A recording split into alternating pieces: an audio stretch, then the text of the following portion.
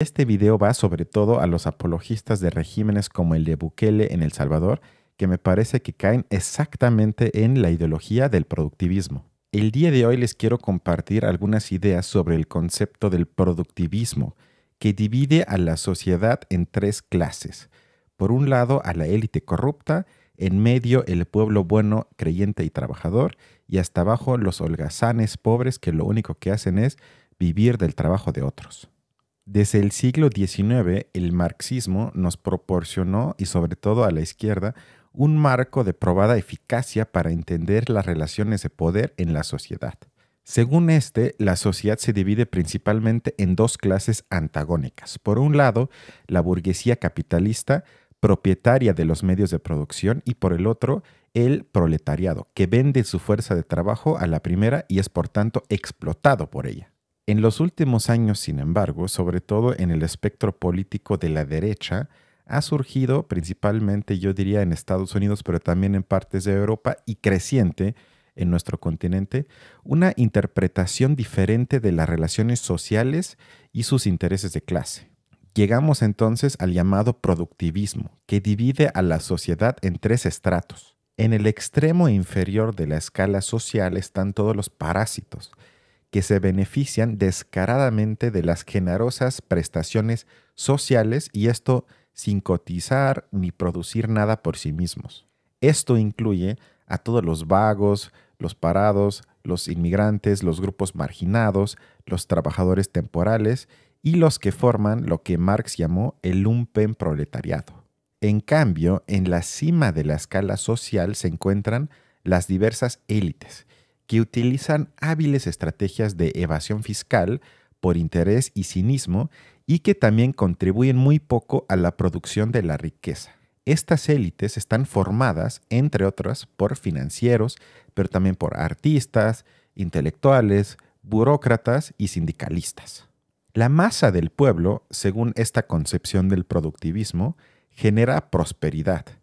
Y esta masa del pueblo está atrapada entre los dos grupos que acabo de mencionar, los de arriba y los de abajo. Entonces, esta masa del pueblo se ven a sí mismos, se observan como víctimas del sistema, porque pagan pacientemente por los otros dos grupos, al menos hasta que se rebelan. Y esta clase productora, presa de la ideología del productivismo, incluye a los agricultores, los jornaleros y artesanos, es decir, principalmente a los que realizan trabajos manuales. Esta concepción implica asumir que solo los productores que trabajan y pagan impuestos aparecen como merecedores, responsables, abnegados, en resumen, virtuosos.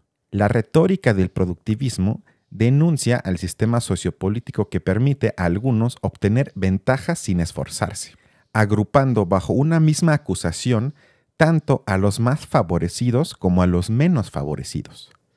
Acusa a ambos al mismo tiempo de comportarse como aprovechados, egoístas o corruptos sin sentido del bien común. No solo no participan en el esfuerzo colectivo, sino que tampoco parece molestarles beneficiarse de este. Esta forma de vincular trabajo y moral recuerda a la tesis de Max Weber en su libro La ética protestante y el espíritu del capitalismo, obra de inicios del siglo XX. Para Weber, lo especial del protestantismo es que considera el trabajo como una vocación. El término vocación contiene llamada, es decir, como un deber que hay que cumplir no solo hacia la sociedad, sino también hacia Dios y hacia uno mismo.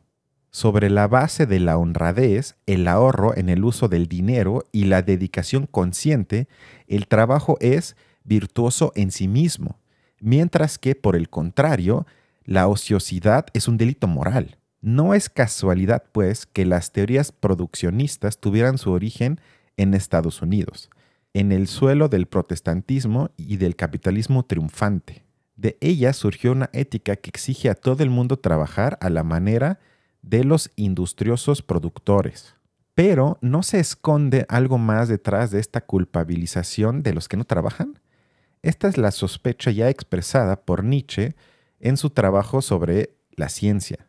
Al principio, el filósofo alemán quedó impresionado por el afán de trabajo de sus contemporáneos, pero luego llegó a contraponer dos categorías de personas, que hoy se podría decir pululan sobre todo en Occidente, que son por un lado los que trabajan sin placer por un buen sueldo y por el otro lado los que trabajan por otros motivos. Viene una pequeña cita de Nietzsche de este libro que les acabo de mencionar. Abro la cita. Ahora hay gente más rara que preferiría perecer antes que trabajar sin placer. Esa gente exigente y difícil de satisfacer a la que no le sirve un beneficio amplio si el propio trabajo no es el beneficio de todos los beneficios. Esta rara especie de personas incluye a artistas y contemplativos de todo tipo, pero también a esos holgazanes que pasan la vida cazando, viajando y en amoríos y aventuras. Todos ellos desean el trabajo y las penurias siempre que estén relacionadas con el placer. De lo contrario, sin embargo, son de una indolencia decidida, aunque el empobrecimiento, la deshonra, el peligro para la salud y la vida vayan unidos a esta indolencia. Cierro la cita. Sorprendentemente, Nietzsche afirma al mismo tiempo que quienes pertenecen a esta segunda categoría son ociosos y que son capaces del trabajo más arduo y extenuante que existe. Poetas, intelectuales y aventureros no son en absoluto ociosos a sus ojos, a los de Nietzsche, porque su ostentada pereza es solo aparente. De hecho, son activos, muy activos, también trabajan e incluso tienen una idea profundamente sofisticada del trabajo, pero trabajan a su manera, de una forma que parece poco convincente para quienes juzgan según los criterios del esfuerzo físico, la productividad y el beneficio económico. El dinero no es su motivación, por lo menos no la principal, aunque por ello sean condenados al ostracismo por el resto de la sociedad. La pregunta es entonces si todos debemos ser productores, es decir, ser parte de la ideología del productivismo. No cabe duda que la afirmación de Nietzsche se aplica sobre todo a ciertos aristócratas del trabajo, no porque sean necesariamente más privilegiados que los demás, sino porque tienen el valor de esperar del trabajo algo distinto del mero funcionamiento de la maquinaria económica.